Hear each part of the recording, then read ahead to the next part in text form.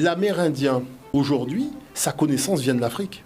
On le voit au niveau de la langue, on le voit au niveau du lexique terminologique, la toponymie.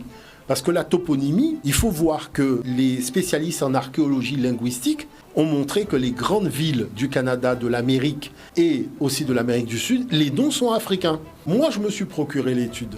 Et il y a des choses qui sont choquantes. C'est plus d'une centaine de crânes et de squelettes intacts qui ont été trouvés sur une superficie de plusieurs dizaines de kilomètres. C'est un peu comme si ils avaient créé une ville qui était de la taille de New York à l'intérieur du Brésil. Et on a fait les prélèvements d'ADN et on sait précisément d'où ces gens viennent d'Afrique.